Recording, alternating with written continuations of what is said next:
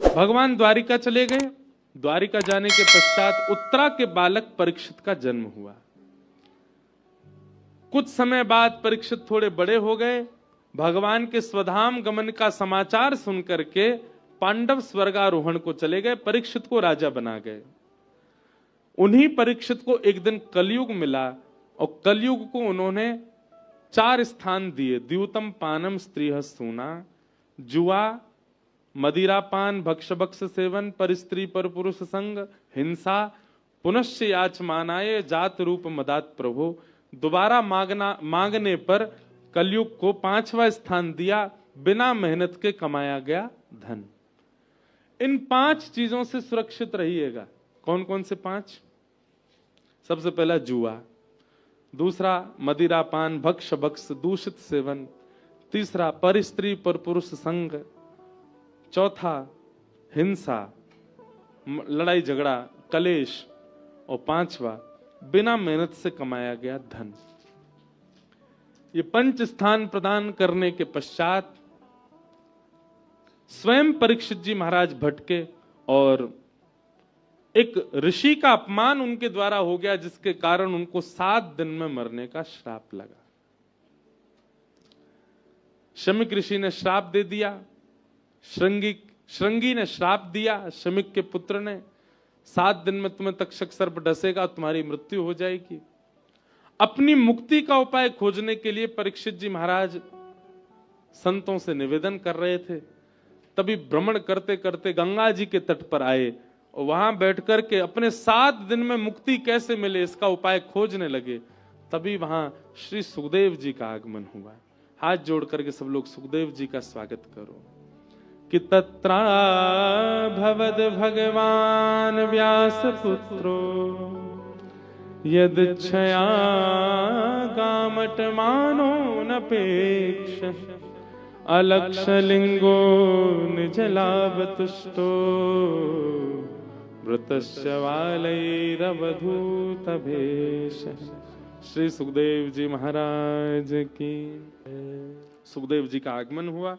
यहीं थोड़ी दूर पर ही सुखतीर्थ है, सुखताल, जिसे सुखतीर्थ ही उसका नाम है।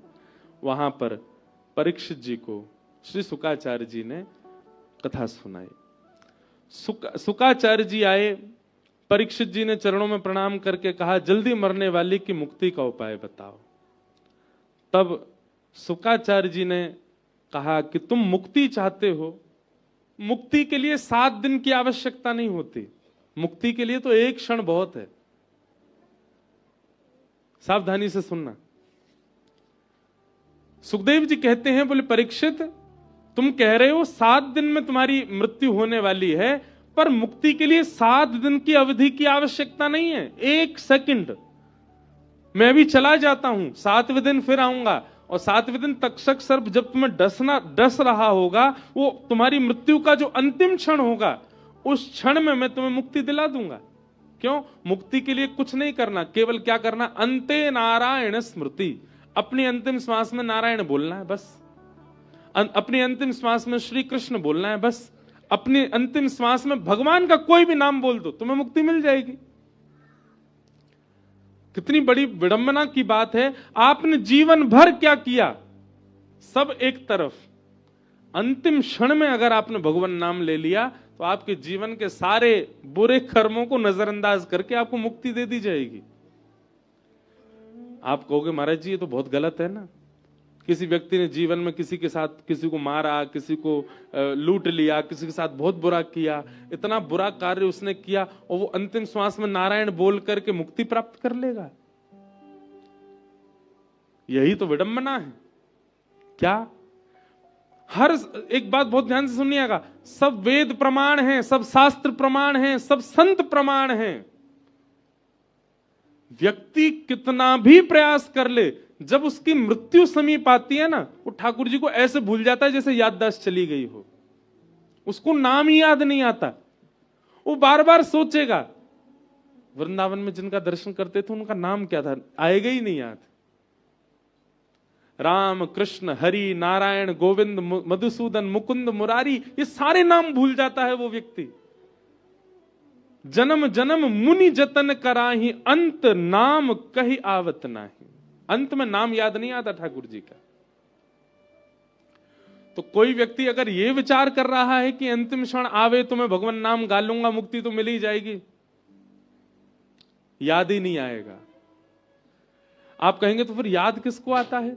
जिसने अपनी युवा अवस्था से, बाल अवस्था से, कुमार अवस्था से ठाकुर जी को याद किया हो, खूब स्मरण किया हो, खूब ठाकुर जी को भजा हो, वही अपने अंतिम काल में ठाकुर जी को याद कर सकता है।